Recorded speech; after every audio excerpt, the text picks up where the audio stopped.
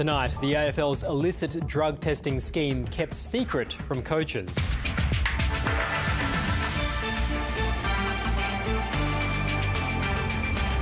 Also tonight, licence to operate. The government's plan to crack down on the illegal tobacco trade.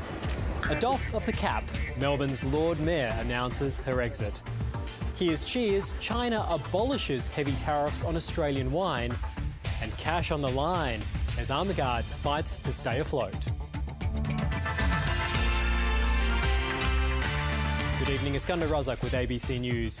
Senior AFL coaches say they've been kept in the dark over a secretive illicit drug testing scheme.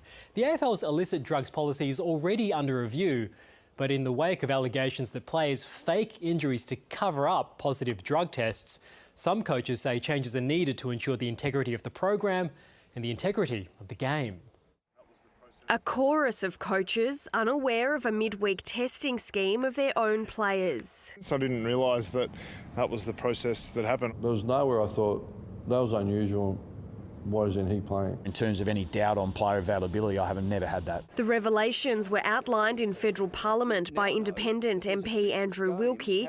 Claims made by a former club doctor that players have been secretly tested and told to fake injury to evade the consequences of matchday positive tests. Like trying to wrap my head around an incident where someone was out for a week, and I just can't see it. The former head of testing at Australia's anti-doping agency says the AFL must put a stop to the alleged manipulation of a system intended to protect players. It needs to be very clear in the policy that the athletes can't proactively come forward and request an additional test. That's completely beyond the ethics and the process. Hawthorn coach Sam Mitchell wants senior coaches brought into the fold under a revamped policy. People that are in charge of your well-being and your welfare, they should know about your well-being and your welfare. Under the AFL's illicit drugs policy, players are afforded 3 strikes. They aren't identified until the 2nd.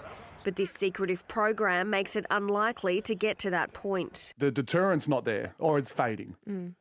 So something needs to be bigger potentially on the first strike. It's unclear how many current players are regularly testing off the books. These are the numbers, and this is the success or failure of the program. That's something that would probably put us all at ease. But die-hard fans remain firm, unfazed by any deception of the footy public. All of a sudden, they've got an injury that no one knew about. You are going to wonder, but at the same stage, you have to support your club. Erin Marsicovetere, ABC News.